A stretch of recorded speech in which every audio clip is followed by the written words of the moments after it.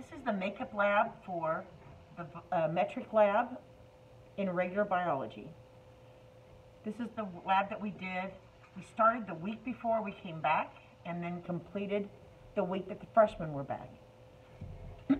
You'll find that lab in your paper packet. It starts out looking like this. And then when we came back, we were able to add another page and do the temperature portion and the weight portion.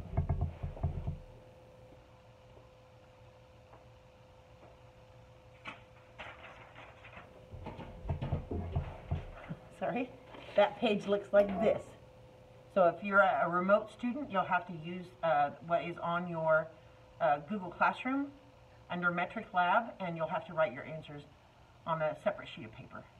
Or use Kami to get the PDF form. The week before we came back, we started with linear measurement, and we completed the first page. If you have not done that, you'll need to go in your paper packet to the ruler, and you'll have to cut out your metric ruler, which gets cut right above the metric portion of the next bar, and where the inches and the centimeters are kind of close together. You're going to cut very closely there and cut a line. And then when you cut that off, you'll need to attach it to, and you can just tear that out of your paper packet, but be careful not to tear the ruler itself. And then you're going to take this and overlap it. So there's 26 on there twice, and so you'll overlap it. You'll probably want to cut this down and make it so it's nice and close, and so you can get kind of an accurate measure there. And it may be easiest once you get them all cut out to cut them very closely and then line them up and then put a piece of tape. And then you're going to make measurements of things that it tells you to.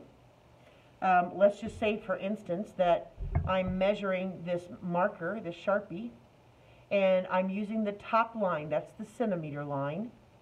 Unfortunately, there were some holes in that paper, and then it left out some of the millimeter lines and centimeter lines. But you're going to lay that on your ruler, and I see that it comes right to 14. So I'm going to go to the number it either comes up to or passes, and I'll write that number down. So it would be 14, and since there's no little lines after it this time, it'll be 14.0. If it had gone a couple lines over, I would put 14 and a decimal point, and then count the lines. If it was 2, it would be 14.2 centimeters. So we're taking all of our measurements in centimeters and then converting that to whatever unit is in the second measure.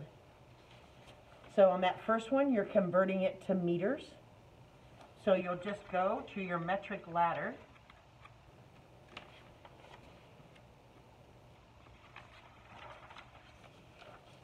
You'll go to your metric ladder. It tells you centi. Put your finger on your starting unit. Jump to where you're ending. Meters is a base unit. I asked you to write that down quite a few weeks ago. Under base unit, we see the M there for meter. And as we go up the ladder, it tells us, that up arrow tells us that we're going to move our decimal to the left, and our number will get smaller. So if I'm changing this into a meters measurement from centimeters, it will become 14. If it was 14 centimeters, it would be 1.4 decimeters, 0.14 meters. So that decimal moves over one place to the left each time you step up that ladder. So you'll do that for each of the measurements on that page. We decided that at the time where it says styrofoam. That would happen to be that year in the lab. I had some styrofoam, but we don't have that at home. So you can use your glass pipette that's in your lab pack. If you don't have your lab pack because you never picked it up, just find something else in your house that you can take the length and the width of, even if it's something like a marker or a pen, although you've got that down here with your pencil. So just find something else that you can do that with.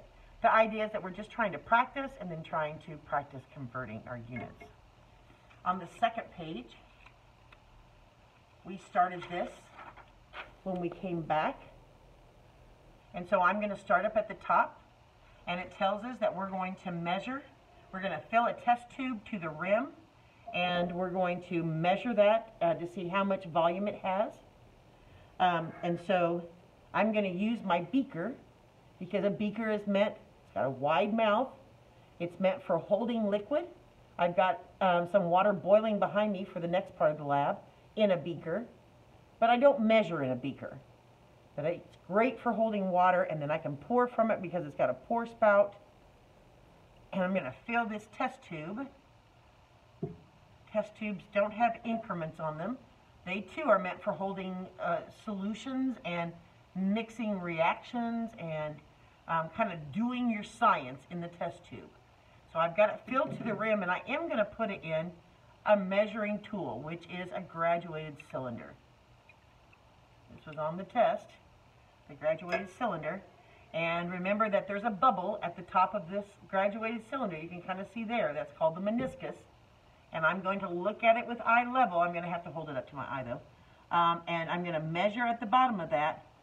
And this test tube, turn it around here, this test tube holds 26 milliliters of liquid.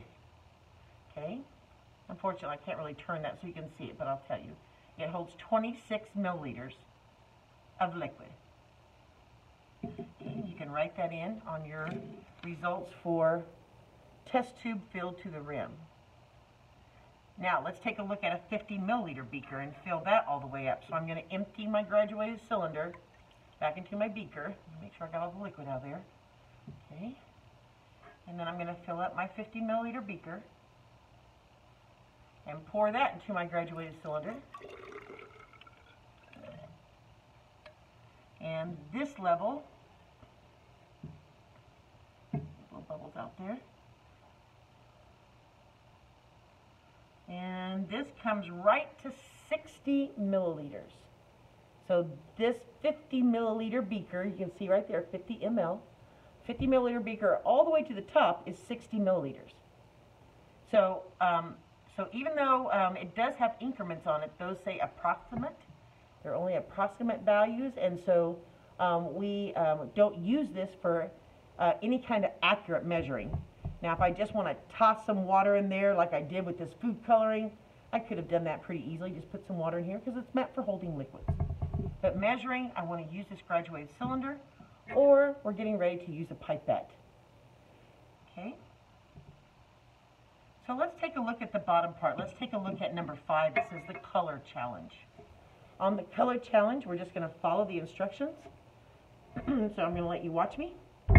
Just a reminder how we use this pipette filler. We don't pipette by mouth, even though I did send a pipette home with you to pipette water. But I just didn't have any other choice. But just keep that at home for now. My pipettes are kind of expensive. I don't want you to throw it away. There may come a time that we'll all be home again and we may use it. So just keep that safe.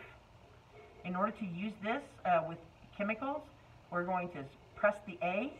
We're going to get rid of the air in the pipette filler. And we'll be ready to use the S button to suck it up. And then the E button will empty it out. This is a 10 milliliter pipette.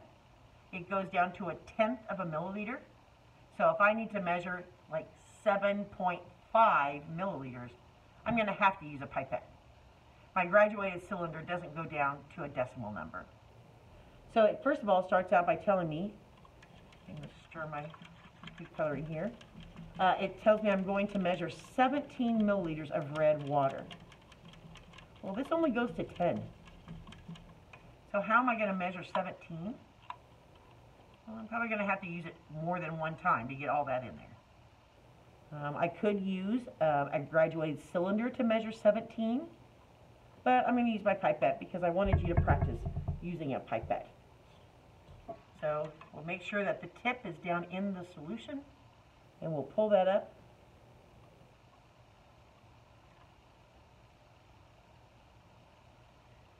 And I probably should have made sure I had a good pipette filler before I started, and I guess I don't. So let me run over and get another pipette filler. I'll be right back.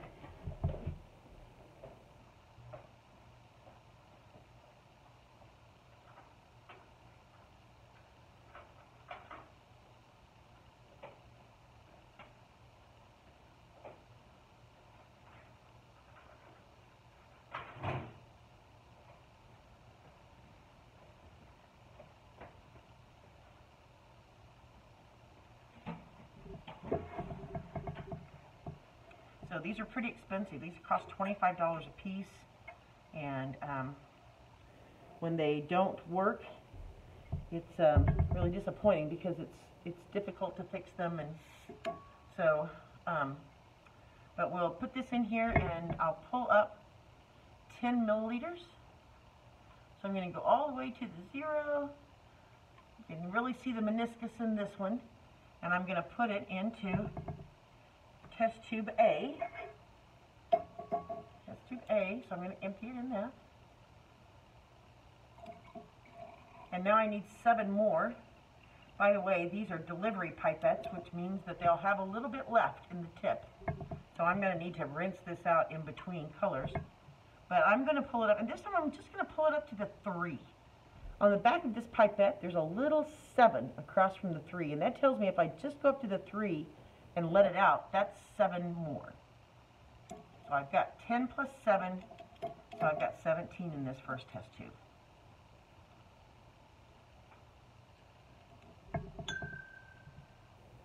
Rinse it out.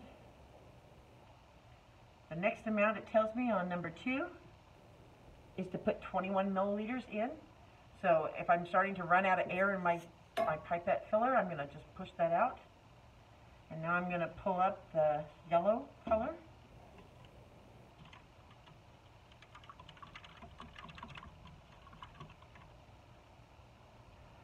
So I have a little bit of red in there. I'm going to just rinse that out real quick. I don't want my colors to start mixing on me. Not yet. Okay, so I'm going to pull up, and we've got 21 this time. So I'm going to go to the 0. There's 10. That's going to go in test tube C.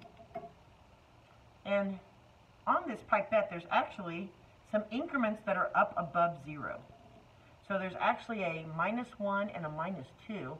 So if I go up to the -1, that's actually going to give me 11. So I'm going to do that because that'll make it a little easier, and I won't have to, I have to squeeze my bulb again. So it'll pick up more liquid. So I'm going to go up to the 1. There's 11. I'm going to empty it.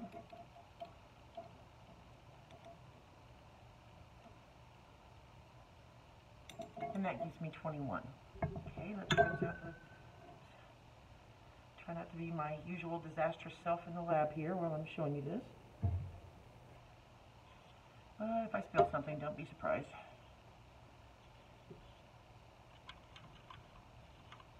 Okay, and for the blue, it tells me I need 22.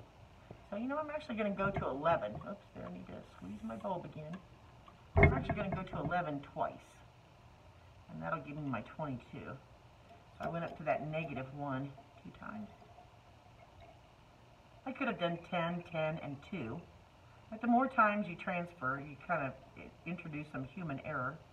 So I think it'd be best just to try and hold those to the minimum. So 2 11s gives me 22. And that's blue, and that's into tube E. Now I'm just going to start moving them around. Let me rinse out my pipette. And so now it wants me to move 5 milliliters from tube A into tube B. Tube B so far doesn't have anything in it. The ones I'm going to mix them in are in the back.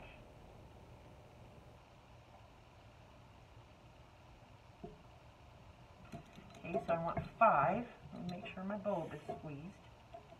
And I'm going to make sure my tip stays in the liquid. That's really important because if the tip gets out of the liquid, then I can't pick up the liquid. So I'm just going to go up to the 5 and I'm going to let it out. That'll be 5 more into tube B. And then it tells me to measure 6 milliliters of the water, and then it's in tube C, and I'm going to put that over into tube D. So 6 milliliters. If I want 6 milliliters, remember what I have to go up to? I'm going to go up to the 4. On the back of the 4, you see a little 6, and that tells you that you're putting 6 over into tube D.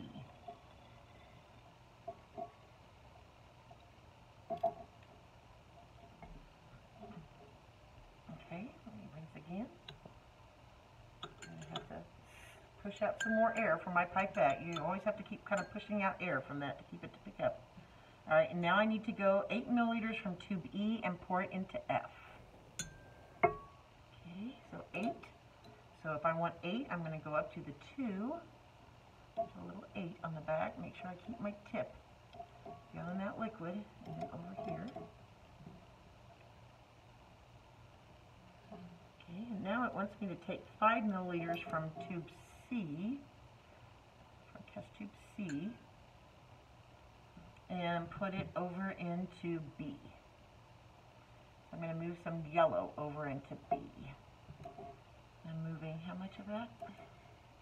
5 milliliters. Press my bulb again. Wait a second, I still see some blue in there.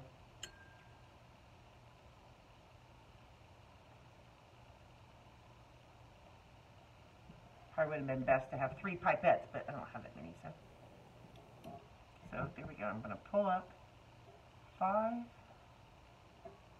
and put it over into tube B.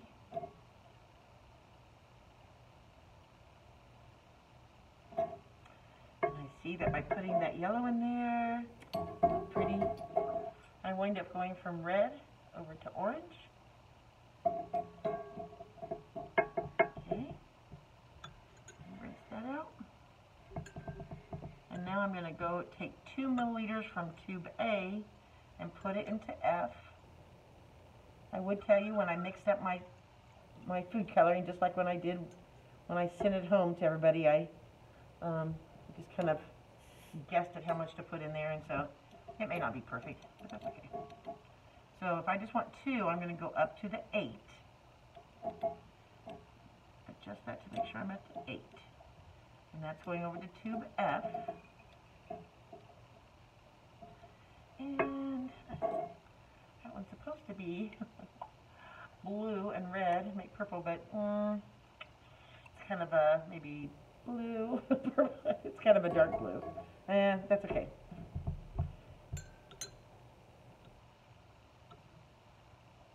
Probably should have made my red a little darker. All right, and then to end, let's see, I need to put 4 milliliters from tube E over into tube D. So 4 milliliters, that means I'm going to go up to the 6.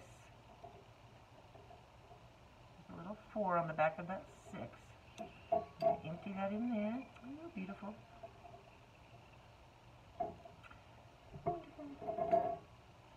Just a beautiful green color there. And so there are my tubes. So hopefully you got that right on the test. You see what those look like. So on your paper, you may write down, starting with tube A. Tube A is red. Tube B is orange. Tube C is yellow. Tube D is green. Tube E is blue. And tube F, we'll go ahead and put purple, even though it's kind of dark blue. All right, and then it asks us to see what the total volume is. So I'm going to pour each of those into my graduated cylinder and make a measure.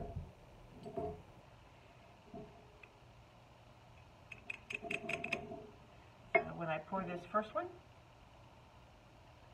I wind up with 10 milliliters. So 10 milliliters is in my first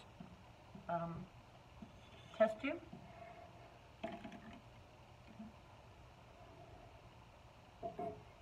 Tube B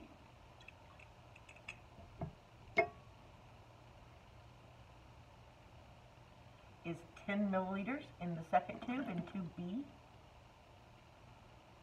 If I've done this correctly, I should be very close to 10 on all of them. Tube C is 10 milliliters.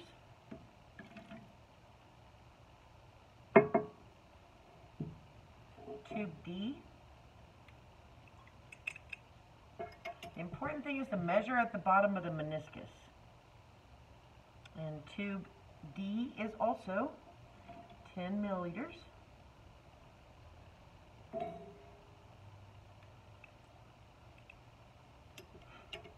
Tube E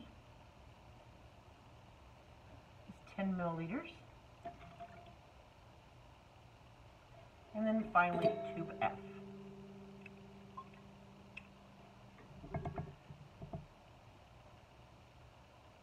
Okay, is 10 milliliters.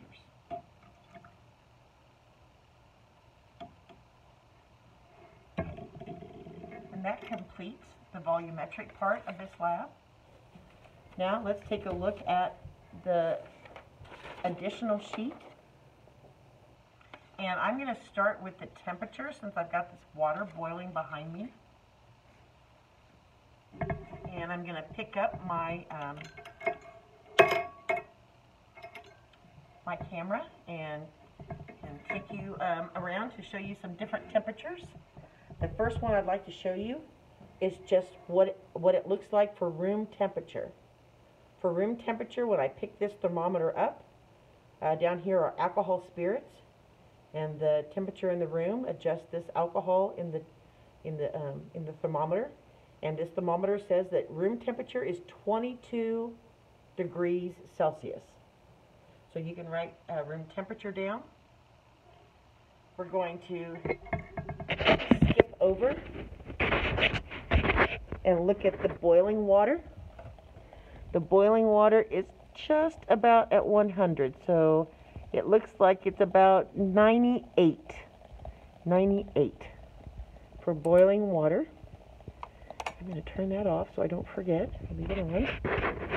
Okay. And then I'm going to take you over to the refrigerator. So you're just going to have to walk with me.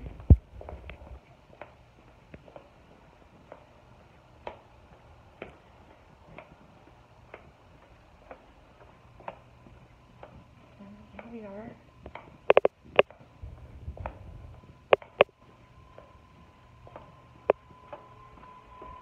And get the lights on and to the refrigerator where I keep my ice. And we'll put this into the ice.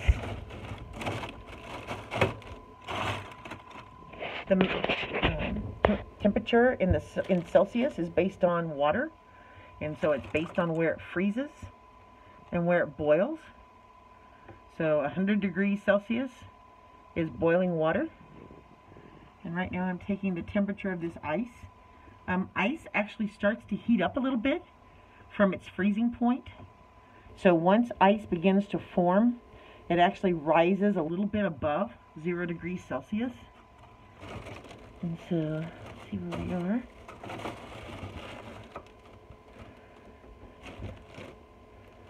Probably would have been a good idea to leave one over here. That's all right. Let's see where we are.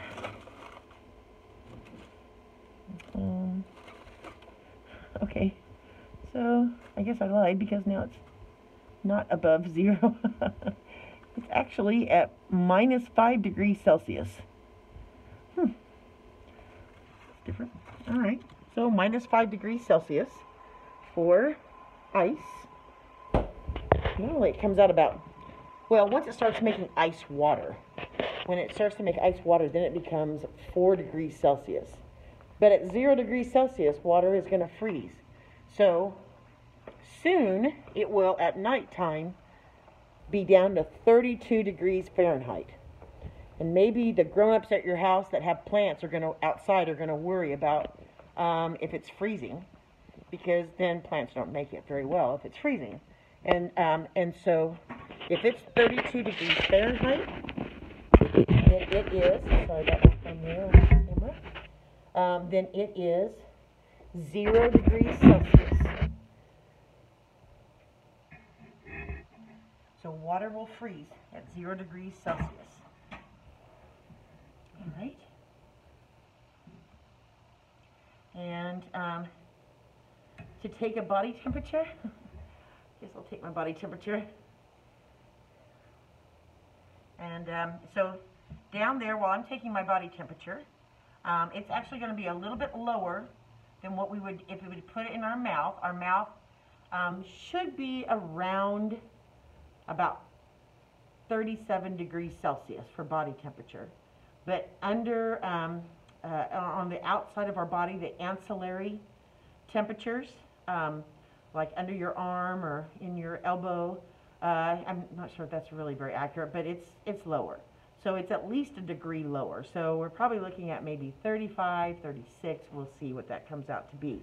But while you're waiting for me, you can take a look at number 9, which temperature is most appropriate.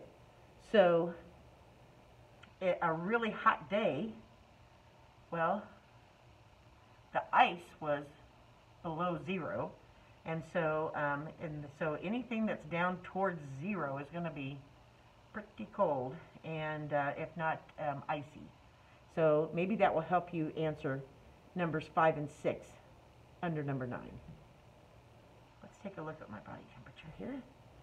Looks like my body temperature is 35. That's good. Okay. And I'm going to clean this thermometer off.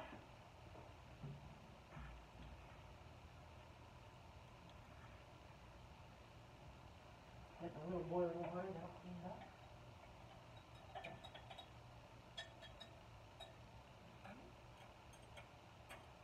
And now let's take a look at the weight measurement. And I'm going to just move these test tubes out of the way.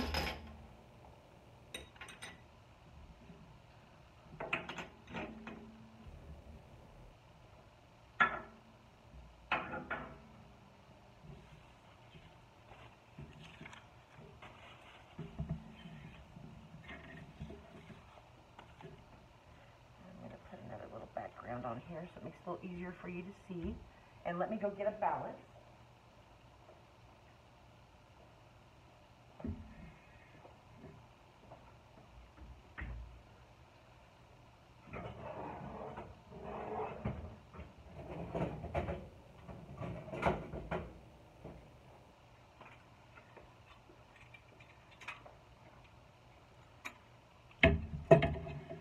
This is a triple beam balance.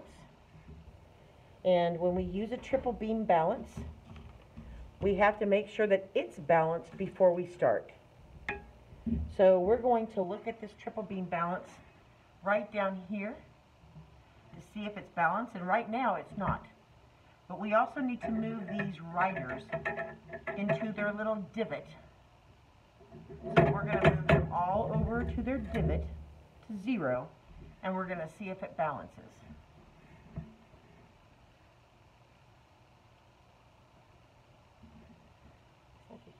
Just a little bit. I'm the only one that adjusts down here, so when we use a triple beam balance, I'll make sure that they're balanced for us. Okay, that looks pretty good. And so when we learned how to measure mass on the balance, I told everybody this is like a big teeter-totter. And a teeter-totter has what's called a fulcrum. That's where a lever balances. And so the fulcrum is right here. So if something heavy is on this side pops up. If this side is heavier and goes down, then this side pops up. So we're trying to get it to where it balances across. So let me go get a couple things that we measured the mass of. One of them was a rubber stopper, so I'll put a rubber stopper up here. And to to use the balance, if I wasn't quite sure what mass this had, I might just start with the 100 and move it over one divot. Okay, it's got to be in a divot, but notice it went down. So that's too much weight. So I'm going to move it back. So then I'm going to start moving my 10 weight, 10 at a time. Eventually, it fell. So that weight is too heavy. But going back one divot, that weight is not heavy enough. Now I know I'm in between where it weighs. So now I'm going to move my little gram writer out front. And I probably need to get around to this side. So I'm going to move my little gram writer. And it's going. Okay, I want to get it to where it balances.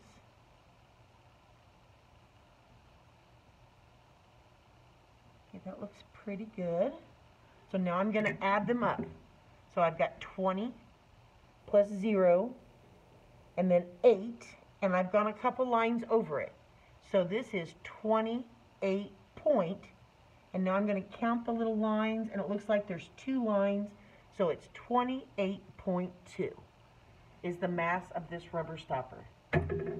Let's try a pair of goggles. Here's a pair of safety goggles. Move my weights back. Okay, so this side is heavier now, so we need to move it over. Let's try that 100 weight over 1. Too much weight. Move it back. Gonna move my 10 weight. Let's just move it over a couple here. I need to get it in those divots. Okay, not yet. Oh, too much. Alright, so I'm gonna go back 1 divot. Okay, now that's not enough, so I'm going to move my gram writer.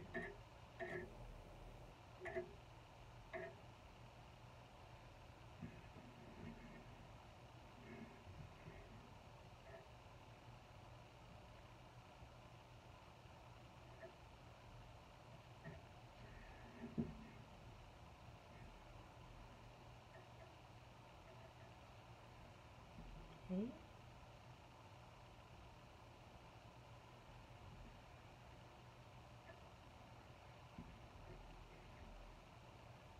It looks like it's going to be pretty close. So it looks like I've got 70 back here.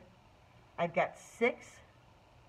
And then I have 3 lines past that. So I'm going to let you determine what the mass is for the safety goggles. It says 70. I passed the 6. And there are 3 lines. The last thing we measured on the balance were pennies. Let me go get those.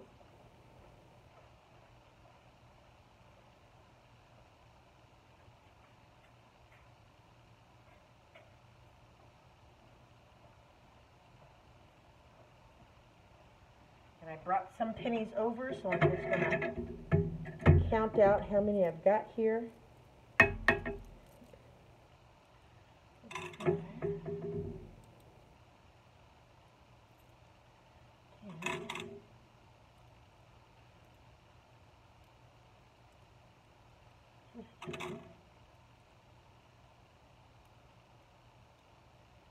I have 21.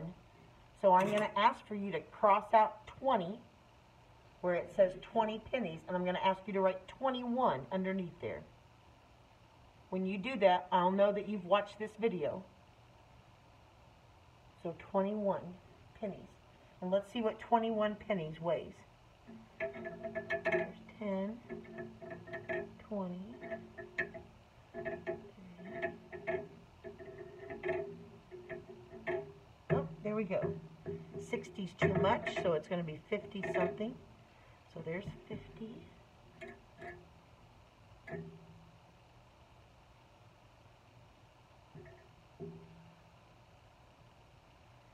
Okay.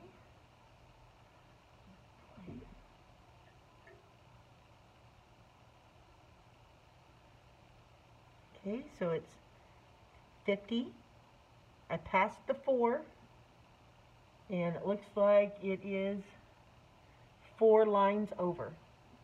So it's on 50, I passed the 4, and it's 4 lines over. So I'm going to let you come up with the mass of 21 pennies. Be sure you've changed that.